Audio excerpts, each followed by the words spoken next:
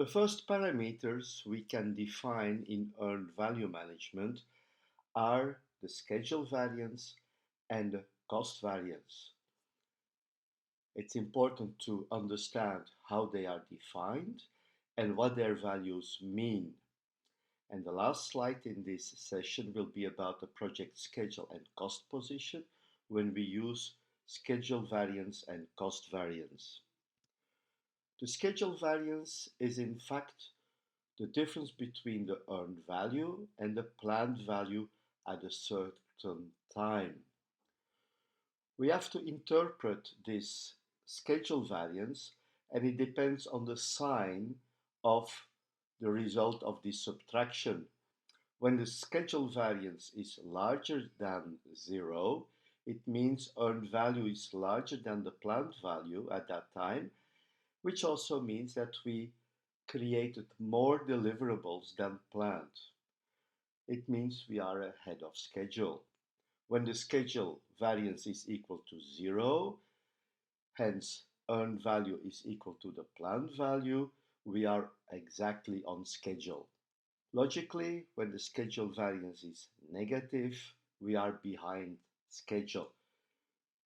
The way we define schedule variance also links the sign. Whenever the schedule variance is negative, we know that we are behind schedule. In our example, we have the planned value curve, the blue curve over time, which is in fact the project baseline. And we see the earned value over time starting from period 1 up to period 7. In period 7, we planned to have created deliverables for a value of 35K. We only created 20K of deliverables, so the difference, the schedule variance at period 7 is equal to 20 minus 35, which is equal to minus 15, so we are behind schedule. The second parameter we are talking about in this section and this session is the cost variance. The cost variance, or CV, is the difference between the earned value and the actual cost at any specific time during the project. The cost variance larger than 0, the same like we had with the schedule variance. Here we are below budget, it's a positive result. Cost variance equal to 0, we are on budget. It means that we are paying exactly the same amount as we planned during the project planning phase. When the cost variance is negative, we are above budget, which is of course not very good. Here you see clearly on the graph, I added the actual cost, so when people are working on the activities, we have to pay them, so there is a cost, and we see that the cost variance here is minus 10. It may look very interesting because in the graph we see that the green line is below the blue line, which could lead to a conclusion that in fact our project is doing well.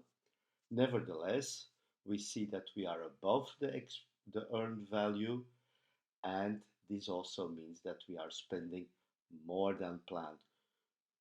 Our project is, in this case, behind schedule and above budget. Not a very good thing to report to your management.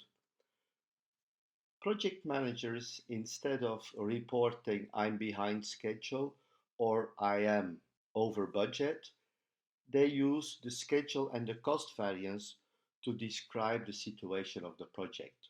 So in order to reduce the stress on bad news, people say my cost variance is minus so much or plus so much, and my schedule variance is positive or negative. In our case, the project manager would report my schedule variance is minus 15 and my cost variance is minus 10.